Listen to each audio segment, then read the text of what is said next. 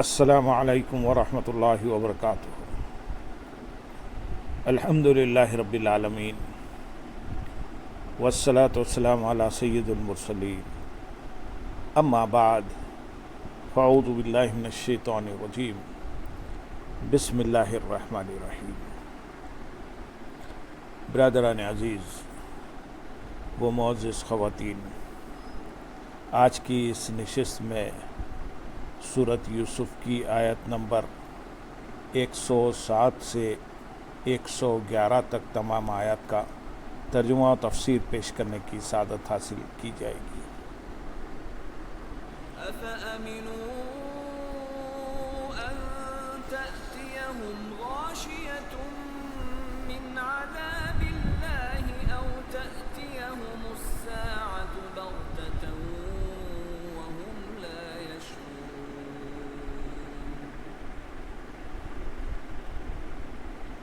قُلْ هَٰذِهِ سَبِيلِي أَدْعُو إِلَى اللَّهِ عَلَىٰ بَصِيرَةٍ أَنَا وَمَنِ اتَّبَعَنِي وَسُبْحَانَ اللَّهِ وَمَا أَنَا مِنَ الْمُشْرِكِينَ وَمَا أَرْسَلْنَا مِن قَبْلِكَ إِلَّا رِجَالًا نُّوحِي إِلَيْهِم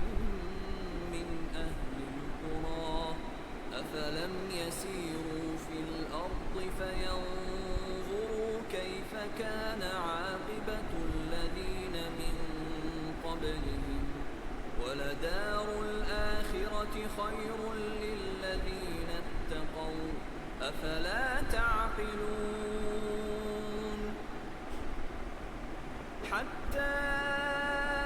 إِذَا اسْتَيْأَسَ الرُّسُلُ وَظَنُّوا أَنَّهُمْ قَدْ كُذِبُوا جَاءَهُمْ نَصْرُنَا فَنُجِّيَ مَن نَّشَاءُ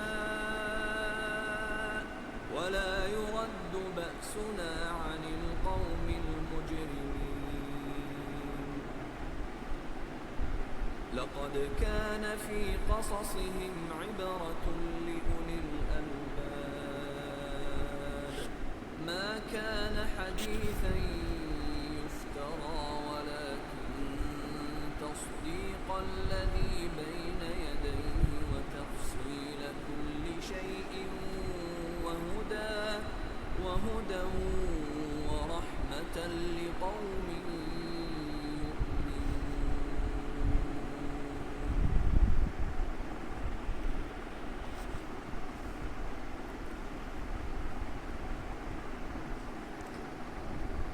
کیا وہ اس بات سے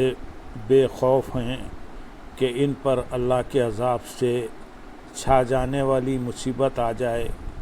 یا ان پر اچانک قیامت آ جائے اور انہیں خبر بھی نہ ہو؟ یعنی جو لوگ اللہ تعالیٰ کی وحدانیت کا اقرار نہیں کرتے اور غیر اللہ کی عبادت کرنے میں مصروف ہیں، کیا انہیں اس بات کا کوئی خوف نہیں کہ اللہ تعالیٰ کے ساتھ شرک کرنے کی وجہ سے ان پر اللہ تعالیٰ کا ایسا عذاب نازل ہو جائے جو مکمل طور پر انہیں اپنی گرفت میں لے لے، یا اسی شرک و کفر کی حالت میں اچانک ان پر قیامت آ جائے اور اللہ تعالیٰ دائمی عذاب کے لیے انہیں دوزخ میں ڈال دے۔ آیت نمبر 108 میں ارشاد ہے، تم فرماؤ یہ میرا راستہ ہے، میں اللہ کی طرف بلاتا ہوں، میں اور میری پیروی کرنے والے کامل بصیرت پر ہیں، اور اللہ ہر عیب سے پاک ہے اور میں شرک کرنے والا نہیں ہوں۔ یعنی اے حبیب صلی اللہ علیہ وسلم، آپ ان مشرکین سے فرما دیں کہ اللہ تعالیٰ کی وحدانیت اور دین اسلام کی دعوت دینا یہ میرا راستہ ہے، میں اللہ تعالیٰ کی توحید اور اس پر ایمان لانے کی طرف بلاتا ہوں، میں اور میری پیروی کرنے والے کامل یقین اور معرفت پر ہیں۔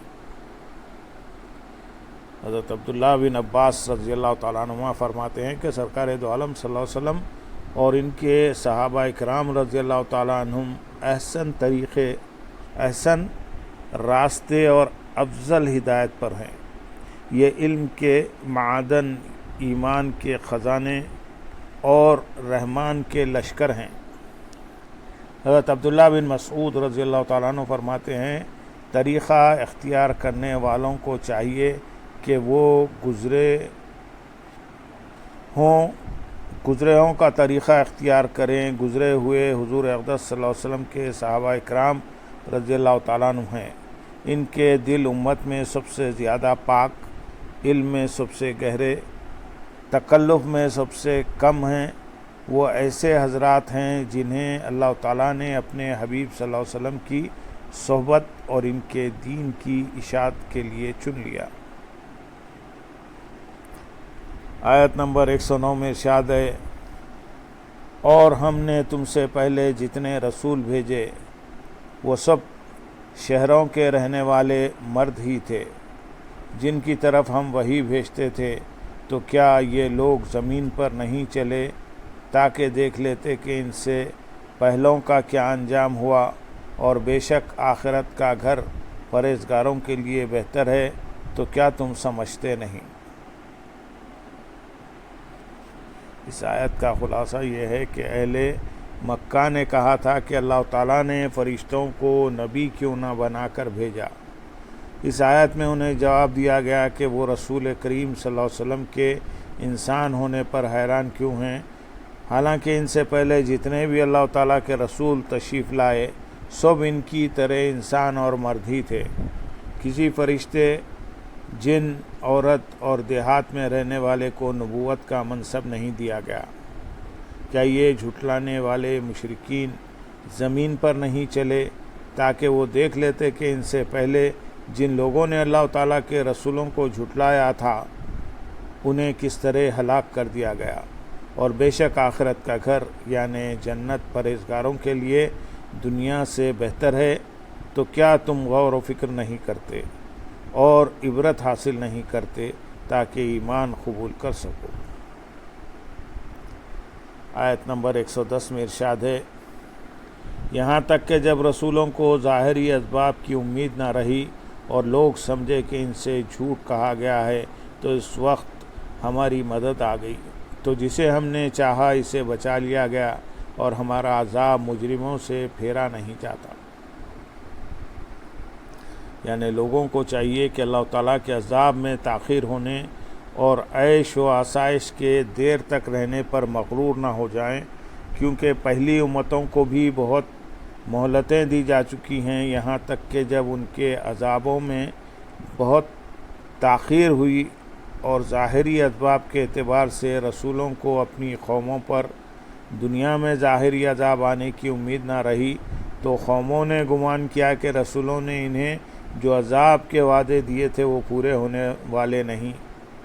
تو اس وقت اچانک انبیاء اکرام علیہ السلام اور ان پر ایمان لانے والوں کے لیے ہماری مدد آ گئی، اور ہم نے اپنے بندوں میں سے اطاعت کرنے والے ایمانداروں کو بچا لیا، اور مجرمین اس عذاب میں مبتلا ہو گئے۔ آیت نمبر 111 میں ارشاد ہے، بے شک ان رسولوں کی خبروں میں عقل مندوں کے لیے عبرت ہے۔ یہ قرآن کوئی ایسی بات نہیں جو خود بنا لی جائے، لیکن یہ قرآن ان کتابوں کی تصدیق کرنے والا ہے جو اس سے پہلے تھیں، اور یہ ہر چیز کا مفصل بیان اور مسلمانوں کے لیے ہدایت اور رحمت ہے۔ یعنی بے شک انبیاء اکرام علیہ السلام کی اور ان کی قوموں کی خبروں میں عقل مندوں کے لیے عبرت ہے۔ جیسے حضرت یوسف علیہ السلام کے واقعے سے بڑے بڑے نتائج نکلتے ہیں، اور معلوم ہوتا ہے کہ صبر کا نتیجہ سلامت و کرامت ہے، اور اظہار ثانی و بدخواہی کا انجام ندامت ہے، اور اللہ تعالیٰ پر بھروسہ رکھنے والے کامیاب ہوتا ہے۔ بندے کو سختیوں کے پیش آنے سے مایوس نہ ہونا چاہیے۔ رحمت الہی دستگیری کرے تو کسی کی بدخواہی کچھ نہیں کر سکتی۔ اس کے بعد قرآن پاک کے بارے میں ارشاد فرما ہوتا ہے کہ یہ قرآن کوئی ایسی بات نہیں کہ جسے کسی انسان نے اپنی طرف سے بنا لیا ہو، کیونکہ اس کا عاجز کر دینے والا ہونا اس کے اللہ تعالیٰ کی طرف سے ہونے کو قطعی طور پر ثابت کرتا ہے۔ البتہ یہ قرآن اللہ تعالیٰ کی کتابوں توریت اور انجیل کی تصدیق کرنے والا ہے، اور قرآن میں حلال حرام، حدود و تعزیرات، واقعات، نصیحتوں اور مثالوں وغیرہ ہر چیز کا مفصل بیان ہے، اور مسلمانوں کے لیے ہدایت اور رحمت ہے، کیونکہ وہی اس سے نفع حاصل کرتے ہیں۔ اللہم صلی علی سیدنا محمد وعلی آل سیدنا محمد وبارک وسلم، وآخر دعوانا ان الحمد للہ رب العالمین۔